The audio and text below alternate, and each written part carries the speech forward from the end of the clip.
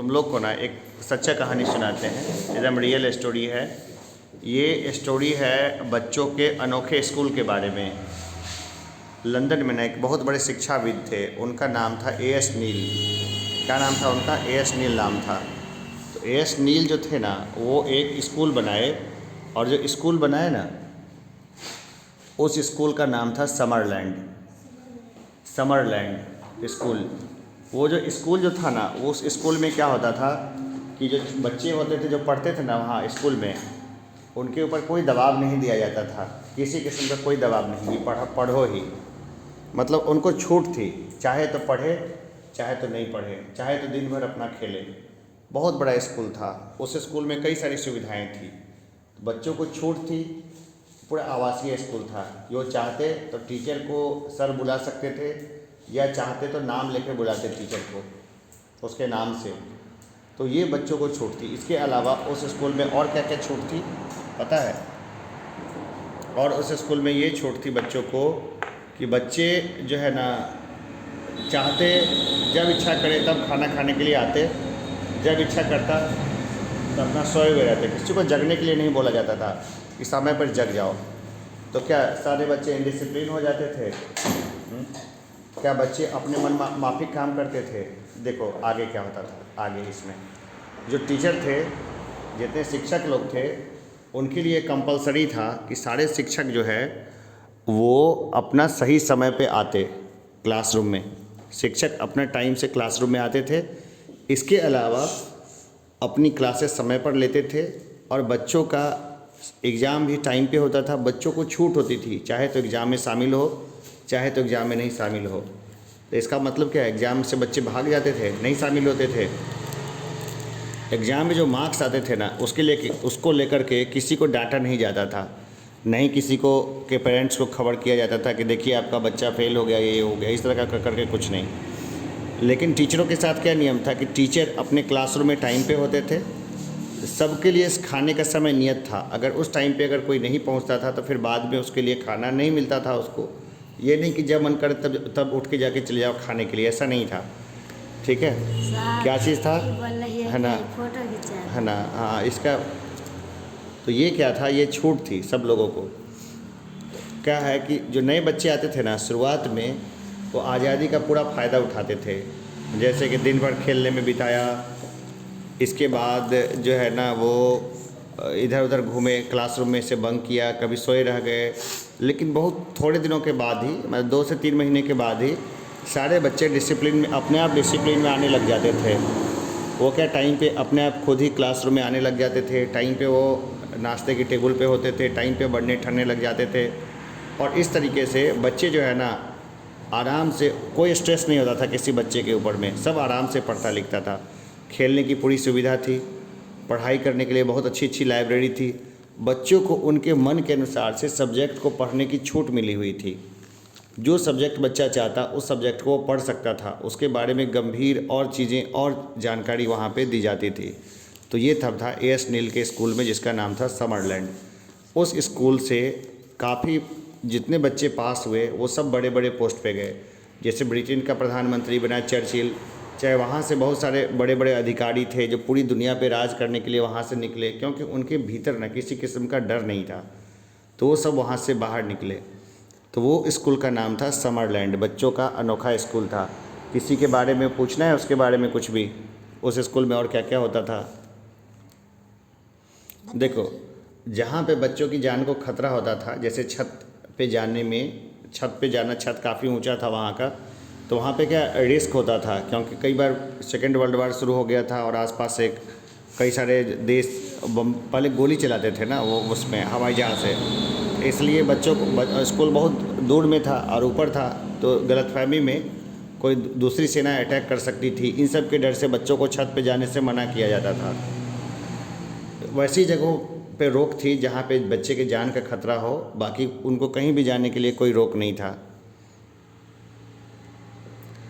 तो बच्चे जो थे ना वो सब जगह जाते थे, हर जगह बैठते थे।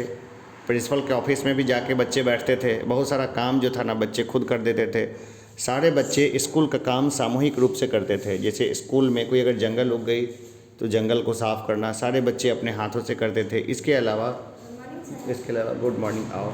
इसके अलावा जो जितनी साफ़ सफाई का काम था, बाथरूम का सफाई वगैरह भी बच्चे खुद करते थे। अपने कपड़े बच्चे खुद साफ़ करते थे और अपने खुद साफ़ करके सारे कपड़े खुद ही पहनते थे। तो ये सब चीज़ था बच्चों के उस स्कूल का, जिसका नाम था समरलैंड। ठीक है। ब्रिटेन जो पूरी दुनिया पे शासन किया, उसमें उस स्कूल का बहुत बड़ा रोल था। पता है इसके बारे में? जो लोग लेट आए वो भी सुन लेंगे इस कहानी को, इसमें कुछ नहीं है, तभी तो रिकॉर्डेड हो गया। तो वो था स्कूल। क्यों प्रियांशी, अच्छा स्कूल है? सब कुछ था वहाँ, स्विमिंग पूल भी था, बच्चों को तैरने के लिए और बाकी सब चीज़ों के लिए सब व्यवस्थाएं थी, खेलने का हर एक चीज़ था। और किसी को कुछ पूछना है रिकॉर्ड हो जाएगा, ठीक है? और कुछ पूछना है उस स्कूल के बारे में, पूछो। कोई आदमी, कोई मन में चलता हो।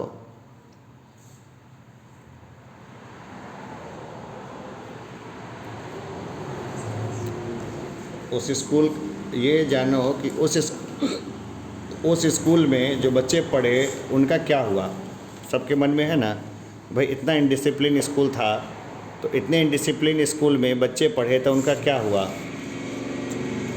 देखो, बच्चों के लिए जो था ना, छूट था, वो क्लास में आए चाहे नहीं आए, लेकिन ये टीचरों के लिए छूट नहीं थी। टीचर को एकदम टाइम पे अपने क्लासरूम में आना होता था, टाइम पे अपना क्लास लेना होता था, एकदम टाइम पे। जो बच्चों को छूट थी कि चाहे तो खाने के टेबल पे पहुँचे चाहे नहीं पहुँचे, लेकिन जो रसोइये थे, जो खाना बनाते थे, वो टाइम पे अपना सारा खाना बना करके सारे टेबलों पे लगा देते थे। शुरुआत में कुछ बच्चे लेट उठते थे, लेकिन उनको नाश्ता नहीं मिलता था, फिर सारे बच्चे टाइम पे उठने लग जाते थे। अगर पहुँचे खाना खाने के लिए तो उनको फिर खाना नहीं मिला, ठीक है, तो फिर अपने टाइम पे पहुँच जाते थे खाने के लिए। फिर जैसे पहले अव्यवस्था रहती थी, एक दूसरे को धक्का मुक्की किया, फिर सब लोगों ने देखा कि ऐसे तो हम लोग का काफ़ी टाइम ख़राब होता है, फिर बच्चों ने खुद ही डिसिप्लिन बना लिया, तो सब क्या हो गया, सेल्फ डिसिप्लिन्ड हो गए। तो ये सब चीज़ें था। तो वो डिसिप्लिन जो है ना, अभी भी हम देखते हैं।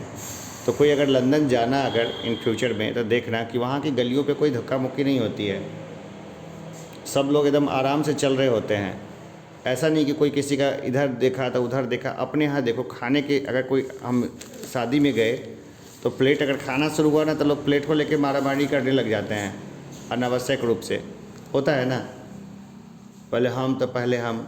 लेकिन वहाँ देखना, वहाँ के कल्चर में नहीं है मारामारी, सब एकदम शांतिपूर्ण तरीके से रहता है, एक दूसरे को कोऑपरेट करता है।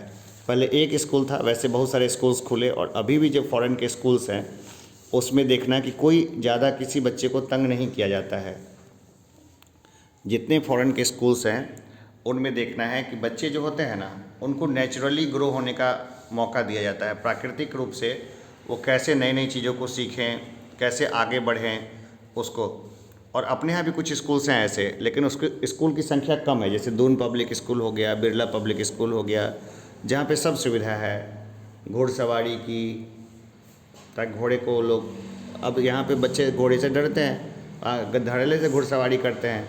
तो जो एनडीए वगैरह की एग्जामिनेशंस है, या सेना का जो भी एग्जामिनेशन है, उसमें वो लोग अधिकारी बनने में उनको परेशानी नहीं होती है। लेकिन उन स्कूल्स की फ़ीस बहुत ज़्यादा है, बहुत ज़्यादा एक्सेस फीस है। मतलब आम आदमी जो है ना, उसमें बच्चों को पढ़ा नहीं सकता है, इतना ज़्यादा फ़ीस है। उतने महीने की कमाई नहीं है यहाँ के लोगों की, उतनी ज़्यादा तो वहाँ की फ़ीस है, मतलब बहुत बहुत ज़्यादा। साल भर की जितनी कमाई है ना यहाँ पर, एक एवरेज यहाँ के लोगों की, उतनी उस स्कूल की एक महीने की फ़ीस है। तो क्या वैसा स्कूल अपने यहाँ डालना संभव नहीं है? बिल्कुल संभव है। क्या, कैसे, क्या जितनी सुविधाएं हैं या जो थिंकिंग है, वो सब मैंने वहाँ एसोसिएट रहा तो वहाँ से सीखा हर चीज़ को। मुझे पता है कि क्या करना है, कैसे करना है। यहाँ पर जितने लोग हैं, जो लोग जैसे पूजा में चंदा देते हैं ना, यहाँ देखो, यहाँ क्या है कि 10 शादी में जितना खर्चा होता है ना, उतने खर्चे को अगर रोक लिया जाए तो एक शानदार स्कूल खुल जाएगा। या फिर जैसे कि आसपास खूब सारा पूजा होता है, पूजा में ना पता नहीं करोड़ों में चंदा आता है, और वो सारा पूजा का जो चंदा होता है, वो सब चंदे को क्या होता है, लोग यहाँ वहाँ खर्च कर देता है। अगर उस चंदे को भी इकट्ठा कर लिया जाए तो स्कूल खुल सकता है। स्कूल खुलने से पता है क्या होगा, यहाँ के बच्चे बाहर के बच्चों के साथ कंपटीशन करने लगेंगे, ठीक है, आगे बढ़ जाएंगे। पूरा एरिया का पूरा जो है ना वो इकोनॉमी, यहाँ का रहन सहन, यहाँ का सोच सब बदल जाएगा। तो वो था स्कूल, बच्चे को छूट थी, सब लोग डिसिप्लिन में रहते थे।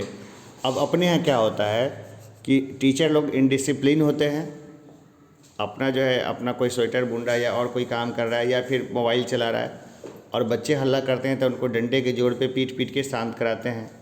तो क्या होता है, बच्चे उपद्रवी के उपद्रवी रह जाते हैं, ठीक है। ये प्रैक्टिकल चीज़ है। और होना क्या चाहिए, बच्चों को छूट मिलना चाहिए, लेकिन जो टीचर्स हैं उनको डिसिप्लिन होना चाहिए।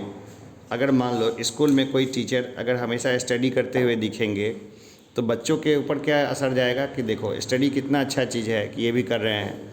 इसके अलावा बच्चों को जो है ना जो जानकारी है ना, वो जानकारी जो देनी चाहिए वो प्रकृति के बीच जा कर के। अब जैसे कि हम लोग पढ़ा रहे हैं, मान लो गाय पे लेख लिखना, गाय तो अपने खूब सारी घूमती रहती है, तो छोटे बच्चों को देख लो, ये देखो ये गाय है ना, इसके देखो 4 पैर हैं, 1 पूँछ है, ये देखो 2 कान है, यही सब तो तुमको लिखना है। तो गाय को ले आ जा सकता है क्लासरूम में। कुत्ता पे लेख लिखना हो तो कुत्ता को ले आओ, या बच्चों को कोई और चीज़ पढ़ाना हो, जैसे परमाणु बम के बारे में पढ़ाना होता है बच्चों को, तो हम लोग क्या करते हैं, बच्चों को बोर्ड पे पढ़ा दिया है, उस तरह के बोर्ड पे, वाइट बोर्ड पर। तो बच्चा उस पर तो क्या सीखेगा और कितना उसको करेगा। तो उसके लिए 2 चीज़ें की जा सकती है, या तो उसको जो न्यूक्लियर पावर प्लांट है ना उसमें कुछ बच्चों को ले जाया जाए, जो बॉम्बे में है, भाभा एटॉमिक रिसर्च सेंटर, जो कि बहुत सिंपल है, उसको ले जाना, ठीक है। और कुछ बच्चे जाएं, जैसे 10 बच्चे चले गए वहाँ, और उसकी रिकॉर्डिंग बढ़िया जो संभव है, रिकॉर्ड जहाँ जहाँ तक संभव, हर जगह तो रिकॉर्डिंग वो परमिशन नहीं होती है। और यहाँ पे जो बच्चे नहीं गए हैं उन बच्चों को दिखाना कि क्या है कैसे है, तो सबका काम हो गया, सैकड़ों बच्चे का काम हो जाएगा उससे आराम से। और जो बच्चे शरारती हैं उनका टॉपिक खोला जा सकता है इस तरह से, और उसको फेंक दिया जाएगा उधर, ठीक है। कैसा लगा तुम लोग को स्कूल? अच्छा लगा। कोई पूछना है उसके बारे में? देखो बच्चों को होमवर्क बना के लाने या नहीं लाने का छूट था, लेकिन बच्चे खुद ही होमवर्क करने लग जाते थे, क्योंकि उससे जो ग्रेड मिलता था ना, उस ग्रेड के ज़रिए बच्चों को आगे भेजा जाता था। जैसे कि अच्छा ग्रेड मिला तो बच्चों को यूरोप के शहर पे ले जाया जाता था। अब जैसे 2 बच्चे 4 बच्चे गए यूरोप के शहर पे, तो बाकी लगा रहे हम तो यहीं रह गए, फिर वो अच्छा ग्रेडिंग करने लग जाते थे, ठीक है। इसके अलावा पहले जो था ना बच्चों को सिर्फ नहीं छूट थी, जैसे पेरेंट्स वगैरह जो आते थे ना मिलने के लिए, ठीक है ना, तो जो बच्चा जाना चाहता था उसको जाने की छूट थी कि ठीक है जाना चाहे तो चले जाओ, कोई दिक्कत नहीं है। तो बच्चे खुद ही क्या करते थे, खुद ही जाते थे कुछ समय तक पेरेंट्स के साथ, लेकिन उनको खुद स्कूल इतना लुभाता था कि खुद स्कूल चले आते थे। तो स्कूल में इतनी फैसिलिटी थी कि बच्चा स्कूल में ही रहना चाहता था हमेशा, और वहाँ से बहुत बड़े बड़े लोग हुए, और इसी के कारण ब्रिटेन जैसा देश जो है महान देश बना। लेकिन दुर्भाग्य से हमारे देश में ठीक उलट चीज़ें हुई, बच्चों को ज़बरदस्ती पकड़ के टांग टांग के स्कूल लाया जाता है। अब उसको आने का मन ही नहीं है, अब इसको टांग के स्कूल ले आया गया। अब बच्चा पढ़ेगा क्या यहाँ पर रह के? उसका तो पढ़ाई तो दिमाग का चीज़ है ना, तो वो बच्चा पढ़ेगा क्या? नहीं पढ़ेगा। इसके अलावा बच्चों को मोटिवेशन कुछ नहीं दिया जाता है। जैसे कि कल ही टेस्ट लिए, तो देखो जो ही टेस्ट में अच्छा नंबर लेके आएगा उसकी ठुकाई पिटाई तो होगी नहीं, उसको मिलेगा इनाम। उसको क्या मिलेगा? इनाम मिलेगा, है कि नहीं प्रियांशी? है ना, उसको मिलेगा इनाम, ठीक है। तो बच्चे पढ़ेंगे। तो कुछ पूछना है तो बताओ इसके बारे में, कुछ पूछना है? नहीं पूछना है तो उसी स्कूल को हम लोग बनाया जाए, ठीक है, शानदार समरलैंड। हम लोग शुरुआत तो कर ही चुके हैं, है ना, अब धीरे धीरे करके बढ़ेंगे। लाइफ का एक ही मिशन बनाएंगे इस जीवन का एक ही लक्ष्य कि ऐसा शानदार स्कूल जैसा कि विदेशों में होता है उसको अपने यहाँ हम बनाएं। स्कूल कॉलेज यूनिवर्सिटी सब कुछ को बनाएं। उसके लिए जो करना होगा वो करना है, ठीक है ना प्रियांशु? चंदा प्रियांशु से भी ले लेंगे, पैसा है तुम्हारे पास? ये हम तुम चंदा दो फटाफट, निकालो 10 रुपये का नोट था ना, चंदा दो, निकालो निकालो, अभी से चंदा शुरू है इसके लिए। चलो इधर दे दो चंदा, स्कूल का पहला चंदा एहम की तरफ से। तुम्हारे और किसके पास पैसा है? और किसके पास पैसा है? और है पैसा? तुम्हारे पास है पैसा? तुम्हारे पास, तुम तीनों के पास? नहीं सर। चलो ठीक है, तो हमें और गांव-गांव में घूमना पड़ेगा चंदे के लिए, और तब जाके बनेगा एक अच्छा स्कूल, है ना? सुप्रिया से तो ज़रूर लेना है चंदा, देखें। सर नहीं लाएगा। अभी नहीं, अभी थोड़े, और वर्षा से भी, और इससे भी नहीं। प्रियांशु, हमको लगा कोर्ट में तुम्हारे चेकबुक वगैरह होगा। चलो ठीक है, तो ओके, फिर मिलते हैं ब्रेक के बाद।